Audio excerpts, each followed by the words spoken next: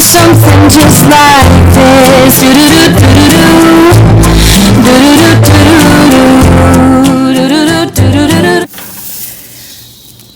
They are really heavy, so I can't. You in charge of the TV? Yeah, they're really heavy, so I can't put them in. And I look homeless, but that's what my sister's for.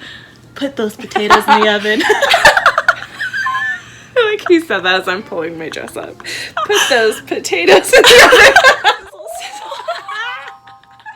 Up since like 5:30, and now it's time to drive. It's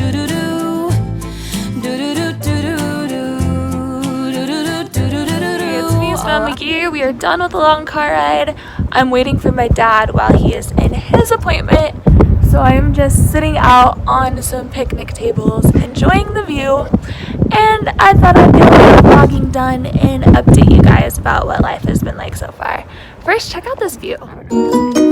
Yeah, I'm here in all my swollen-eyed glory. You guys have probably seen some pictures of me where I look pretty normal, and just know in those pictures I have my eyes bug-eyed, like at the perfect angle with a Snapchat filter.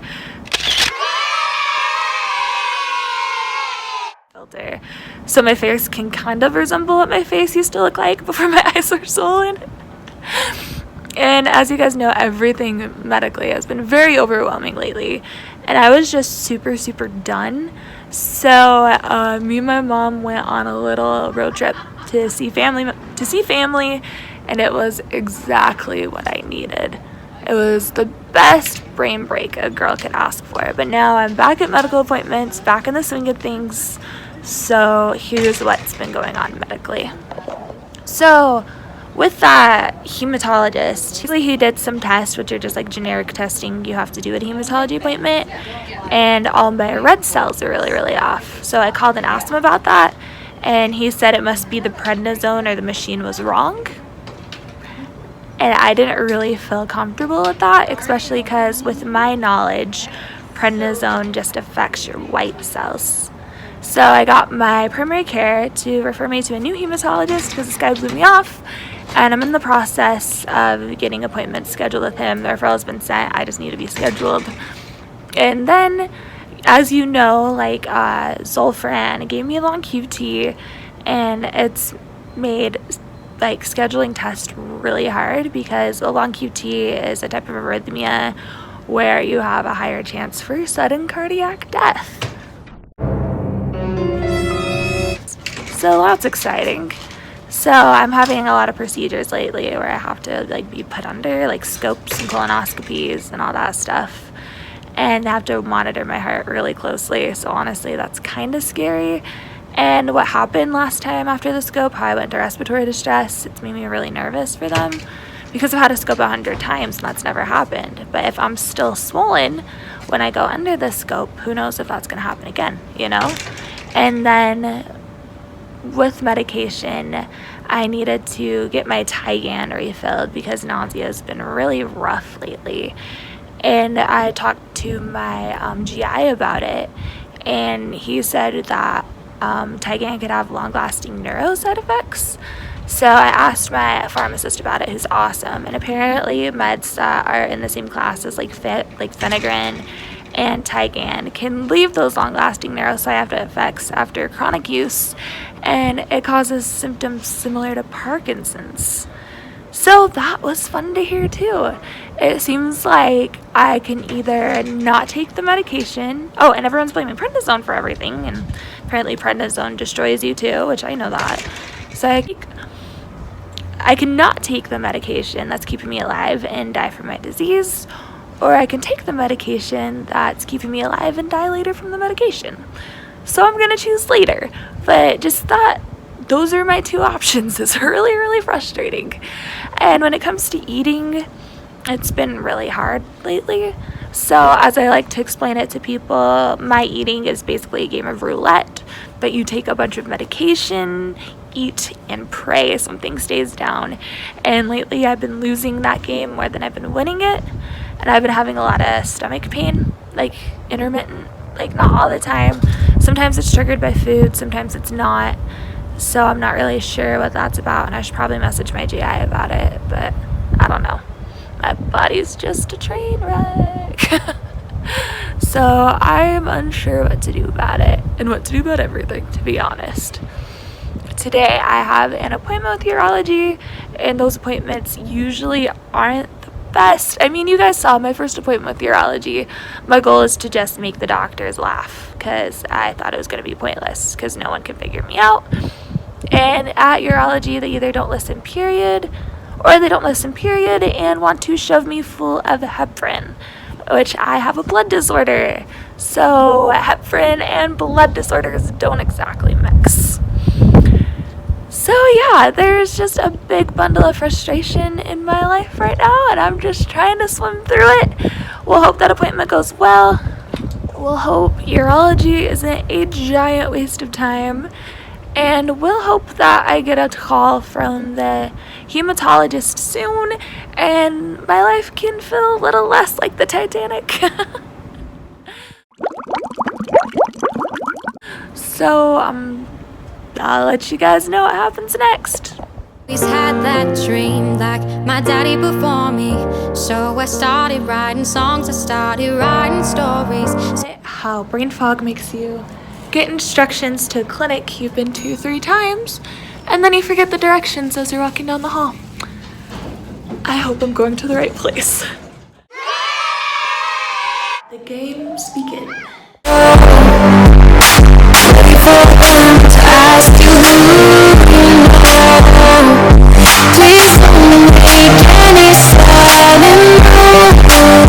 Okay, so we're at my favorite photography place. Sadly, I didn't bring my camera, but this is how not people shy the deer are.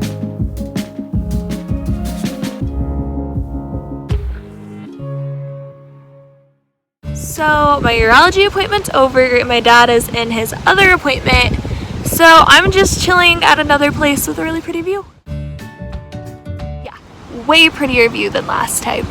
So I'm trying to decide if that urology appointment was a waste of time or not. At first, she came in and she was, I don't know, a little aggravated. She asked, like, what she's doing seeing me because I'm Dr. S's patient, which is one of her colleagues. And I explained that I am just not very comfortable with his treatment plan and, like, I wanted to get a second opinion and I hope that's okay. And then she's really, really nice, but like everyone else, really confused about what to do with me. And maybe it'd make more sense if I read her notes. So these are her recommendations. It's challenging, this is just what she said.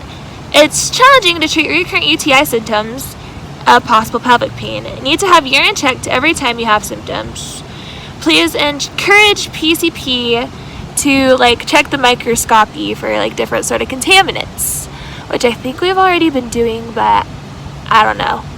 So I'm gonna send him a copy of that. So she just wants to look for reasons infections could be happening, and yeah, she is sending my urine for a microscopy and a culture today. She thinks the bacteria may not be being treated all the way, and she doesn't think I have interstitial cystitis, which I didn't either, and that's what the bladder installations chock full of heparin are for, that Dr. S wanted to put me on that I didn't feel comfortable with. She thinks it is probably recurrent UTIs, but she doesn't really know what to do with me or how to treat them, so she just wants like my primary care to take care of it. So I don't know what that really changes. So I guess like keep doing what I'm doing. I mean, I guess if something cultures in the sample she takes, maybe she will like actually continue to see me as a patient, because she just said call urology to see PA if you need anybody. So I'm basically a floater in the urology department, and I guess it's if the symptoms come again, have the doctor culture for infection, but if the infection doesn't show up and I'm still peeing blood, what do? I don't know. It sounds like the game plan is to continue my current game plan, and she doesn't think it's bladder pain. She thinks it's pelvic floor pain and wants me to see pelvic floor therapy, which my GA wants me to see too, but I feel like if my whole house was on fire which it is. My body is the house. Everything is on fire. The pelvic floor symptoms are like the DVD player being on fire. Like, it's kind of an inconvenience, but not a huge deal. I'm mainly concerned that my oven is on fire, and my couch is on fire, and my dog is on fire, and I'm on fire. You know, like, there are a lot smaller, bigger fires I want to put out before I even consider going to the smaller fire. So yeah, I'm hoping that she honestly sees something on the cultures and doesn't just kind of give up like everyone else does, because just kind of felt like she's giving up. But I guess people don't know what to do. And then hematology, they were almost like iffy about seeing me, the new hematologist, and I just explained on the phone about the blood test where the red cells were off and just wanting a second opinion. And I have an appointment scheduled with hematology on the 21st of September. And that is a bit of a wait, but it was going to be the 21st of October, but I have to drive a little further up north, which is better because I'll just feel better when I like get that appointment like done and just know for sure. Just feel like I'm not getting blown off and get things explained to me, and someone to explain why those tests are off and specifically why my red cells are off, because I'm not going to take the machine's broken. Like, what? And I don't know, medically, I told you guys I was trying to feel more hopeful. I honestly don't.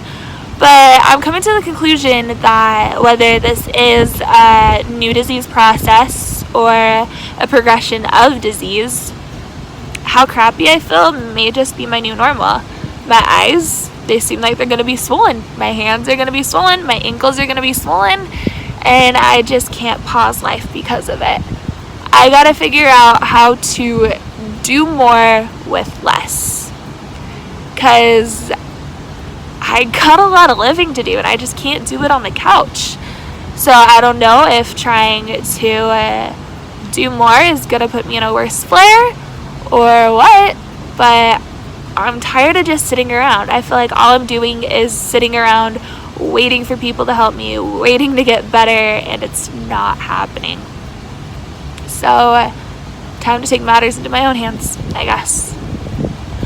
Not the most hopeful vlog, but things have been hard lately. Health stuff has been hard. I haven't felt this crappy for a while, but there's still joys. There's still good to be found, and I guess it's really time to prove to myself that you can still have a good and full life even when you really don't feel good. Your life should not be like this when you're 23. And it's really, really frustrating because I want to feel good. I want to do things. I am a total extrovert who wants to just be out everywhere. And it's really hard having this body that struggles deeply going down a flight of stairs. But again, the realities of life with chronic illness. So me and my dad might just go check out some places after this. And next week, I think, is a thyroid ultrasound and possibly an ultrasound of my very swollen fingers. And we just trust God and see what's to come next. Wish me luck. Keep me in your prayers that I can get a cancellation with the hematology department so I can see them sooner, because that would be super great. And as always, smiling.